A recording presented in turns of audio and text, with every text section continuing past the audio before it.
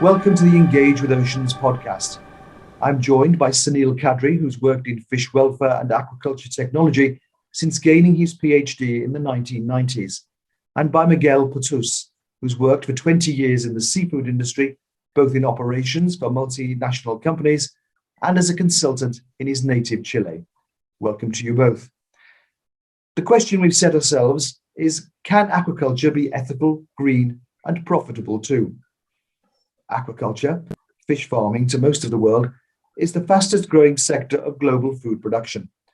The Food and Agriculture Organization's latest report on the industry tells us that 52% of the fish we now eat is farmed, and that could rise to 60% by the end of the decade. Critics say this growth comes at a price: loss of coastal habitats and biodiversity, and problems with parasites, use of antibiotics, and pollution of the sea floor have all been long discussed. But as the so-called blue economy grows ever bigger, is new technology about to change all of that? Shall we begin with the question we've set ourselves? Sunil, ethical, green, and profitable. Is that really the future? It's certainly a direction that aquaculture is taking and has been taking for quite some time, but you can't solve all problems overnight. And it takes more than just the industry. It has to be the whole supply chain. So are consumers, is a market willing to pay more for sustainability? These innovations cost money and someone has to pay for them. Margins are tight along the value chain. So in the end, it's an effort that needs to be made by everybody. But yes, it is something we should aspire to and which we can get to.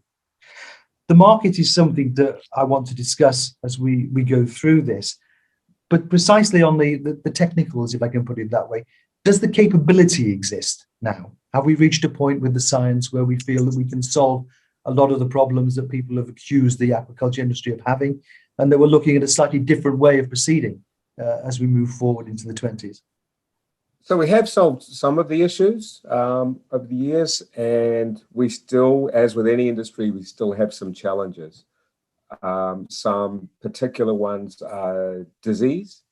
Disease is a major issue if we're talking, particularly if we're talking about salmon. And also what we do in terms of feeding the fish over the decades as we go forward and grow faster and faster, because the present supply of feed ingredients will not keep up with the demand for seafood as it moves more and more into aquaculture. So those, to me, would be a couple of major challenges. Okay. Miguel, do you share the vision? Do you see a new high welfare and ethical industry opening up? Yeah, absolutely. I think, aquaculture got the direction a couple of years ago. There are so many approaches to do that, but again, market and customers is part of the biggest challenges. If they are willing to pay for a product who are considering all this stuff, well, we're in the right direction, right?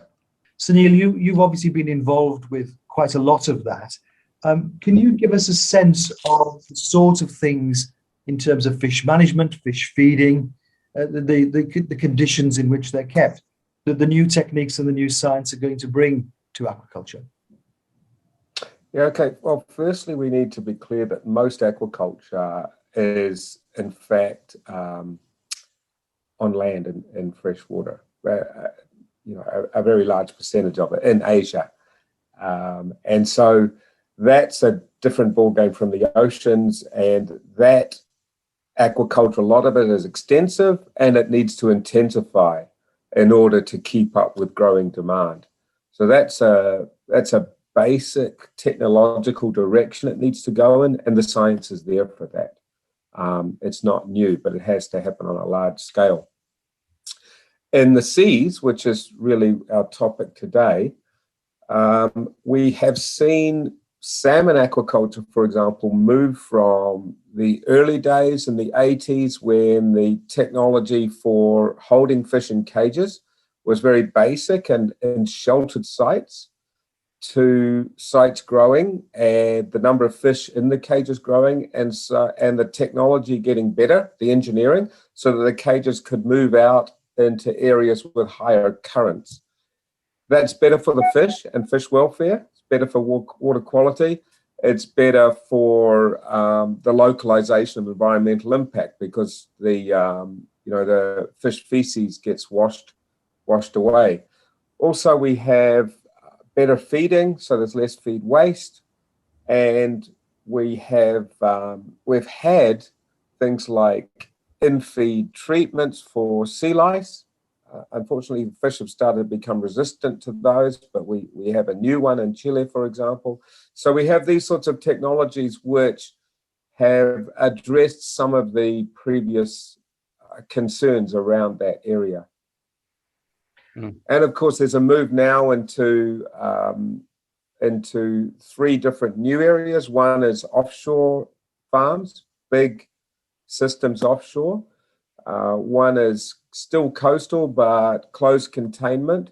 But the one that's really taking off, which Miguel works with quite a bit, is moving the farming onto land. It's there is an issue in the way that you install your cages offshore, and the concept to install all your production on land, right? So the big difference between them is probably the cost already, and the way you can manage and handle all your waste. Why we are looking for is a facility in land. I mean, a land-based for us give us all the full concept that we are trying to, motivate here in the industry. Like, well, we don't really like massive productions. We do really like just minor productions, where you can be sure that you're going to control everything in terms of your disposals and in terms of production and whatever. So what we are trying to design is a big hatchery where you can harvest fish of 5 kilos. We're talking salmon, right? You can do this with all the species, I guess, in the future, but in a place in where you can control all your waste and all your disposals. One of the things that I was going to talk about, and I'd like both of you to contribute. Sunil, I might come back to you and ask you first, if I could, is a way of illustrating the way things are changing. Now, I know there's a lot of work going into looking at, how would I put it, the body language of fish as to when they would be fed, how much they would be fed, this sort of thing. I'm not sure how far that transfers onto the land-based aquaculture. Miguel, you can tell me in a second how far it goes. But I've seen, as I've looked at this issue before coming to do this podcast, a fair amount of criticism about the catching of fish to feed to fish in aquaculture. The idea being twofold: one, that it disturbs the biodiversity within the ocean, and that it's not very efficient. A statistic that I keep coming across, and you can tell me what you think of it, please, is the idea that you're feeding 15 kilos of fish to, say, a tuna to get 1 kilogram of growth. And this is put forward as a bad thing and an inefficiency. Given the way that things are changing in terms of fish monitoring and fish feeding, is that an issue that is going to go away? Is it a criticism that you recognize? Firstly, we need to remember that the industrial fishery that provides that fish ingredient has existed for a very long time and has remained stable. And before, when aquaculture was much smaller, that food was going to pigs, chickens, and fertilizer. Those fish were going to pigs, chickens, and fertilizer, none of which naturally use fish. So this is, in a sense, a more natural pathway for that fish, if it's coming out of the water anyway, that it goes into fish, which would naturally eat it. So that's not the issue in principle. The issue is that aquaculture is growing so fast that the supply, as I said, it's flat, it won't keep up and can't keep up with the growth of aquaculture. So we've seen a reduction in the amount of fish meal used in feed over 2 decades now. So it's much less than half of what it used to be. And the innovations continue, which allow it to keep reducing. The statistic you gave us of 15 kilos for a tuna, though that's a little bit skewed because tuna is an industry in its infancy, tuna aquaculture. It's important because of the fishery, but it's in its infancy, and the tuna farmers are just feeding raw fish. They've essentially got wild fish in the cages. They haven't got good feeds developed, and they're just feeding raw fish to the tuna. So that is an inefficient process, which will have to change as that industry grows to something larger and more commercial. Miguel, can I ask you that I've seen some discussion about moving to plant-based food for fish. Is this something that you use or are looking at? No, actually, well, fish meal replacement has been here for the last 20 years. I mean, plant-based meal is something that it's coming very fast in the last 5 years, I guess. There is a deep knowledge on what happens with the fish when it's eating a plant-based feed right now. So you have different opportunities and different changes in the composition of the diet. I think for the last 15 years time, in where you can see that of course we are all looking at because it's something that you really need to make this sustainable industry in the future. So yeah, it's something that is coming.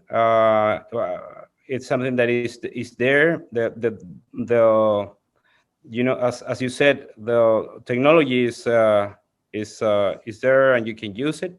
The plant-based meal is very well performed in fish in the ocean and also in hatcheries.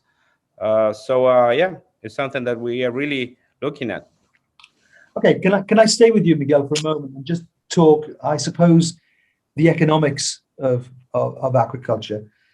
Sunil was saying a little bit earlier on that the costs have to be met of this, and some of this technology is going to change the cost equation going forward.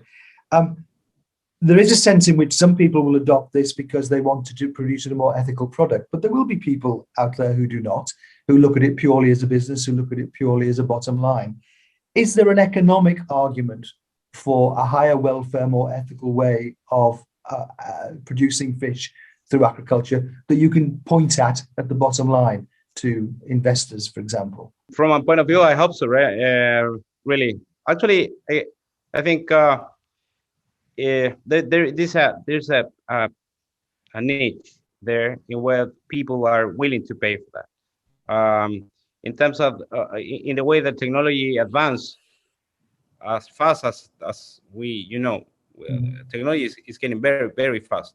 So in terms of that the technology can be applied for everybody, or for more farmers or for more producers, probably it's going to be easy to go to every market to sell this kind of fish.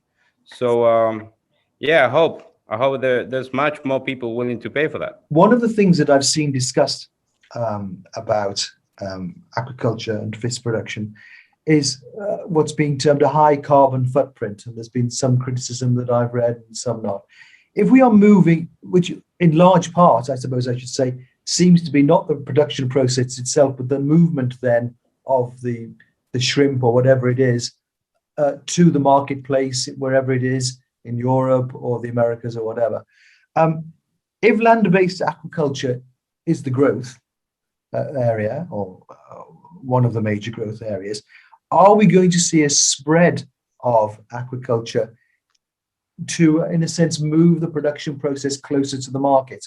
Because that would automatically make it, I suppose, more efficient. As Sunil was saying earlier on, a lot of the production is in Asia. Are we going to see this beginning to move out into different parts of the globe to be closer to the markets and to make it more eco-friendly? Land-based intensive aquaculture is certainly something which is going to enable the production of fresh fish locally in large volumes. And you know, while you see these campaigns for moving onto land in areas that already grow salmon, while that might happen initially, the reality is that why would you do that if you can grow it close to the city where the people are going to eat it? So it really does open things up to producing fish locally and not having the food miles that are associated with aquaculture, with salmon aquaculture grown in specific regions. And the other thing is that the recirculation systems that are used are very efficient. So they can actually generate heat. So you can even grow warm water fish in a cold region using recirculation systems. Okay. Miguel, what's your take on that? Are we going to see much more land-based aquaculture near to these population centers? Yeah, for sure. As Sunil said, well, last 2 years ago, I guess I went to Boston to a seafood exhibition, and I saw salmon raised in a land-based installation, and Branzino, just very close to Boston, right? And so you can imagine that you can raise fish wherever you want. If you have the right technology and you have the right standards, you can raise fish or you can raise seafood wherever you want. So for sure you'll see it everywhere. For you to know, for instance, one standard site in the ocean can produce more or less 4,000 tons of fish. And 4,000 tons of fish are 4 million kilos of fish produced in cages. So from Chile to go to the United States, 4,000 tons of fish is more or less 70,000 tons of carbon emissions. So if you can save it wherever you want to be installed in the United States, probably there's going to be a huge market ready and willing to pay for saving that. So yeah, I think you will see it much more. How big an industry do you think this can be? If the UN are talking about 60% of the fish we eat being produced by aquaculture within 8 years from now, how far can this go? Yeah, I don't see that 60% a limit for sure. It's going to go much higher than that. And if we think about pigs and pork, which exist in the wild and domestically, if we were taking all of our pork, or 40% of it, from the wild, how many wild pigs would be left? It's inevitable that most of our seafood and fish will come from aquaculture, and it's inevitable that wild fish will become confined to a luxury meal only.